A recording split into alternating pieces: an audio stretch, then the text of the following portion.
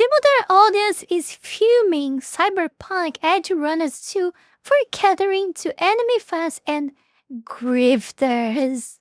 Yes, let's watch it. Hey, what's up, Catering here. So in this video, I'm going to be talking about the previews for the second season of Cyberpunk Edgerunners.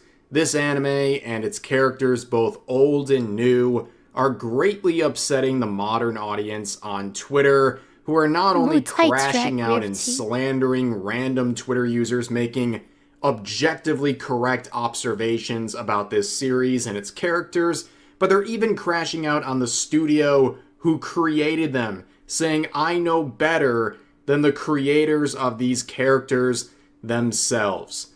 So as you can see, the official account for Cyberpunk Edgerunners is releasing some previews, and I thought it'd be very prudent to enter this discussion, this display of madness today with this post right here. Really simple one about the character Lucy, where we have some quotes from writers of the show saying Lucy was a very difficult character to write, yada yada yada. And here's one of the quotes that went viral, saying you can tell because she gets lobotomized from MPDG into a housewife halfway through the series. Yeah, the worst thing that could ever happen to the modern audience is seeing a female character fall in love. Yeah. You cannot become like very feminine and become a housewife. No. Love with a male character. But here's a good response saying she was never a manic pixie dream girl. The beginning and she doesn't even become a housewife. What the fuck? Was her using David. The middle was her coming to like David. She was traumatized the whole time. Did you watch with your eyes closed? I mean, I would assume they didn't watch at all. Or at least their delusions in their head are so strong it wouldn't allow them to see the reality in front of them. But who's not included in the second season? It appears that Rebecca is not coming back, which would make a lot of sense based on the first season. But yes, Rebecca will not be in the second season of this anime. And people are making some observations based on her and one of the new characters, saying Season 1 includes a lolly, Season 2 includes a shota. What did Studio Trigger mean by this? And the definition used here seems very applicable to these characters, especially when it comes to Rebecca, because she is in fact a lolly character confirmed by Studio Trigger themselves. I mean, she fits the aesthetic. It has nothing to do with age. It's just being short, petite, and having related aesthetics. That's all it is. Despite all the misinformation on Twitter about the term, that's what it actually is. But here's the response in the quotes from the normal people when presented with this tweet right here. Hashtag kill rock solid, referring to the original poster here. Not very nice. Here's another very sane person. Kill rocks, oh my god. Saying stick some iron in your mouth and pull the trigger. Yeah, it's like I said, right, like it was I was saying the entire time. They were allowed to go this far and say whatever they want without no consequences. They are allowed to that by governments, by law enforcement, by everything. That's why they feel so comfortable to say and to do these behaviors. Here's another person saying, yeah, well, you can also give up your right to live, you filthy piece of crap predator that everyone hates. Well, besides the projection, but you can also see here, translated from French, this post has gone international. Mr. Worldwide over here is making everyone upset with this post. But you can see another quote saying, I thought this guy was just a wanker. He is a predator as well. So you're seeing a lot of this, and here's one quote that's going to really lead us into the next section here. This user says, if I see one more effing half-witted grifter call Rebecca a lolly, I will crash the F out. She's in her 20s and chromed to the effing teeth. She's not a kid. Well, I'm glad you're starting to understand the definition you're denying to this character. You just described a lolly character. Also very ironic that a furry account doesn't understand what a lolly is, but I'm sure will defend their right to consume all their furry related content. But Calling someone a grifter over this is hilarious because what are you going to call Studio Trigger a bunch of grifters too? Because they outright said the lolly must stay, referring to Rebecca and their choice to include her Furries? in the first season of the anime. Where? This is from the studio. Okay, this is from the studio that created the anime. This ends the conversation, right? People can base their representation or label of Rebecca on their own based on a proper definition of the term, but this should really solidify it when the studio themselves comes out and says this. Rebecca was a nice character. I liked her. Like, she was very fun and like with all her crazy stuff that she did, like her crazy behavior and all, like very, very fun character. That should be the end of the conversation, but as we've seen for years now, that has only made these people even more angry and even more ignorant.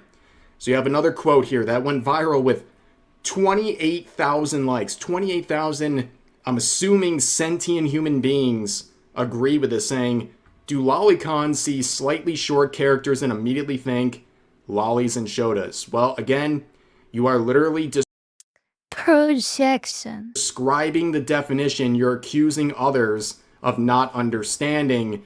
But this whole conversation, again, is ridiculous because the studio themselves have confirmed she fits that term. But you can see the coping in the replies when confronted with reality, where one user says, what do you think a shota/lolly is, dude? And the original poster says, yeah, but they aren't made with the lolly or shota intention, and they aren't even that short. What? Are your eyes not working in this situation? Are you telling me Rebecca, for example, is not short? Or this new character, he's not short? I mean, they will literally say anything to cope about this. But you can see a reply saying, wasn't Rebecca confirmed to be a lolly? As in, she has that specific body type? And the original poster says, there was one tweet, but it got changed and was probably made by some employee. And the replies really just, they say it all, right? You can just see them literally posting the article here with the actual quote from Studio Trigger. So no, it was actually the studio who said that, right? But here's some more coping. This person says, the constant attempts by those effing degenerates to try to associate lolly with short stacks will never not piss me off. Of course, there are plenty of lolly characters that fit the short stack aesthetic, and people crashed out endlessly over Ilalu from Miss Kobayashi's Dragon Maid. I always forget from where she's from. Always I need to get reminded that she's from Dragon Maid. Of course, liking this college-aged, large endowed character made you a predator. People went viral accusing others of being such over this character. But actually, this user would reply to someone pointing out that character specifically, saying, lollies are child bodies with child voices and child mannerisms. Short stacks are adults with petite bodies, adult voices, and adult mannerisms.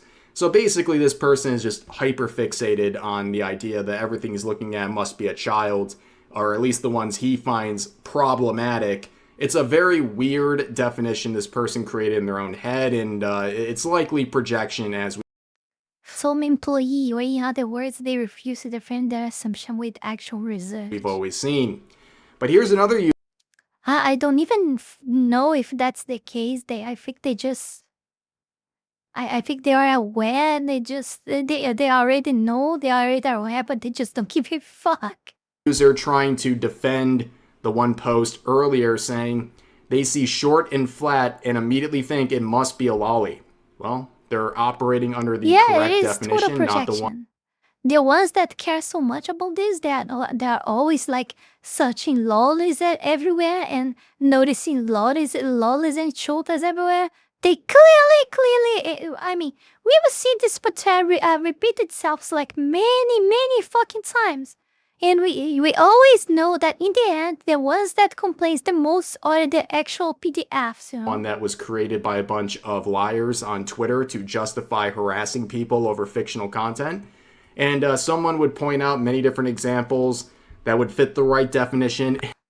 Just because their brains are already so trained to look at that and find that attractive that they can just not ignore. They need to talk about the screen to everyone to make that virtuous signaling to show, oh, I'm not like this. That's why you see, guys. That's why I'm condemning this because I'm not like that. Like he's trying to it's almost like he's trying to make a pre-defense of himself by attacking that because if maybe he's feeling like everyone knows that he is or something, and like he has to make a defense, but I don't know how to explain that, but it feels like they know they are, and that because that they need to attack that, so they cannot be seen like as the perpetrator of doing such behavior because they were the ones who attacked that. So he feels like kind of that they feel like kind of untouchable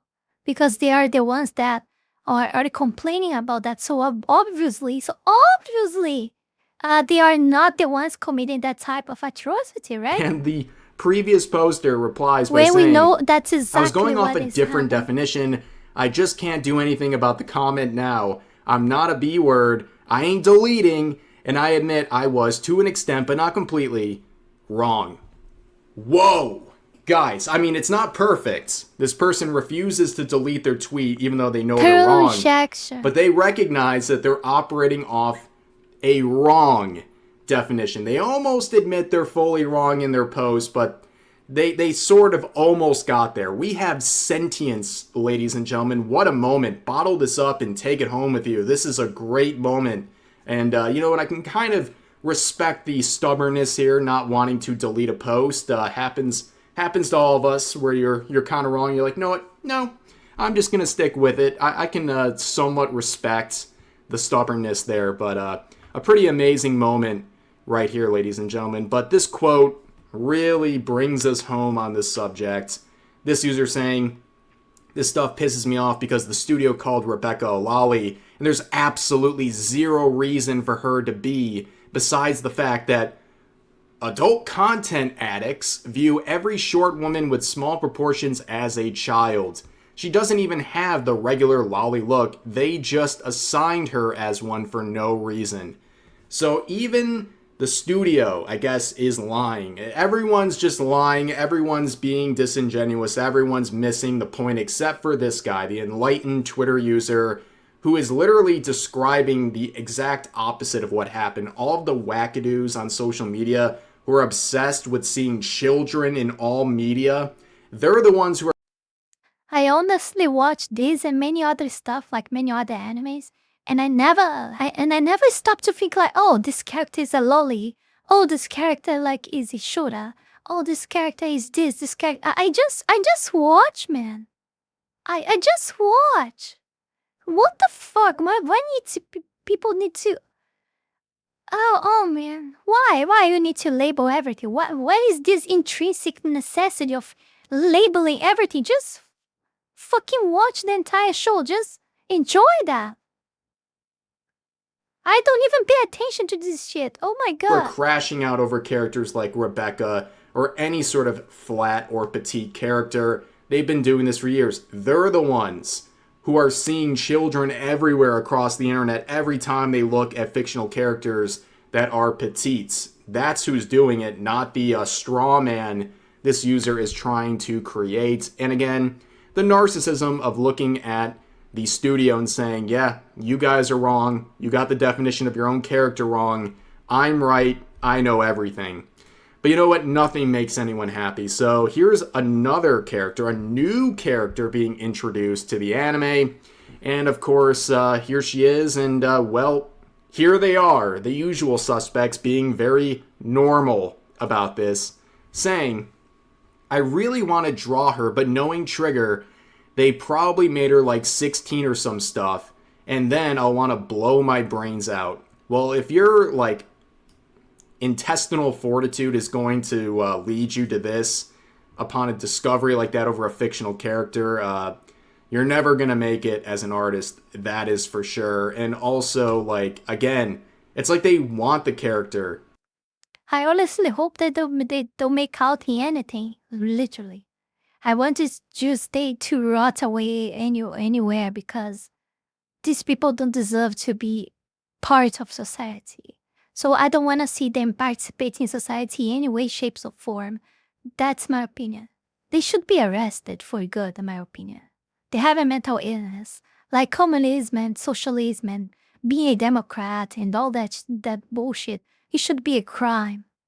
It should be a crime. Polon is doing the right thing. To be underage. Like, they literally almost want that to happen, and they're so hyper fixated on it, it's preventing them from actually making art that they... So yeah, I'm saying, and I will say again, because I mean, they desire worse to me, to be honest, and to all of us. I hope they get no job at all. No job at all. They don't deserve clearly it. Want to make of the character. And then here's another one saying all this and watch her be 15 or something. Why? Why is that your first reaction to seeing this character? How is that your first reaction, other than some weird projection or obsession with characters being a certain problematic way for you? And here's another one. Well... Alright, ladies and gentlemen, the modern audience. Very interesting stuff, but yep, as you can see, with the second season of Cyberpunk Edgerunners, the same discourse from Rebecca, and even Lucy, I guess, has continued on into the current times, and with the introduction of new characters, you're seeing the modern audience get very upset. But for now, that's going to do it for this video. If you enjoyed, please consider giving the video a like, consider subscribing and turning on notifications for daily uploads, as well as multiple streams a week live here on YouTube. But overall, hope you guys enjoyed the video, and I'll see you next time. Yeah, what to say, right? The same bullshit over and over again. I hope that I find this new season good. As I liked the last one, but I don't know because I mean, the shitification is real. And everything that comes after is just worse than what we had before. It's the sensation I have. So honestly, I don't have high expectations. But I'm not saying that we cannot surprise ourselves. Maybe like that too. I don't know. But I prefer to stay with my statistics, my expectations. I'm sorry, my expectations on the very low, so I don't get like depressed. You know? Yeah. With that said, just want to remind you guys to join our Discord server and be a part of the amazing Fox Leagues community. You can participate in oh my god, why I always forget at that time? Watch parties that people do there, they organize there, you know. Movie nights, you know. And also like game rooms that people create and you know, play together there. And there's a lot of fun things to go there, to do there. And a lot of things that I can actually remember or put in words right now because I'm really terrible at advertise myself. So go check that out. Join our Discord server. The link you can find on the link tree that is on the screen or anywhere else in whatever social that you are watching this, on Max or on Twitter or... I mean, Wax and Twitter and the same thing. On Kick. And on Wogtip. Damn. Thank you so much, Eustace. Thank you so much, Eustace, for Eustace Useful for 10 gifted subs. Thank you so much, Eustace. I didn't know you. I didn't know you were still there. Thank you very much. Thank you. So yeah, join our Discord server. Support Fox like Eustace did on Patreon, Ko-Fi, or here on this very stream. If you are watching this stream. If you're not, you can also like hop on Kick and give to some subs or subscribe too. And it is good. And yeah, let's go to the next one. Yeah. Before we go any further, I want to take this brief moment here to thank all of you, my patrons, for the incredible support to my work here on YouTube, and especially my 5-tail Fox Style member, the Holy Ball, and to all of my 3-tail Fox Style members, Wallony Wolf, Fanny Sylvie, Eat Himself, Chile Not Serious, Eustace the Useful, Zealous Isaiah, Ala Rosas, Max Tenor, Nugutino, Avery, Halcyonic Eder, and TV8. Thank you very, very much. You guys are amazing. Also, thanks to everyone that have been supporting me on Ko-Fi, Kick, and to all of my YouTube members. You can support this channel life and growth with just $5 a month and gain access to many perks. This is less than a burrito. Check out my Patreon. Link is in the description below. And that's it for today, my dear Foxlings. See you guys in the next one. Bye bye.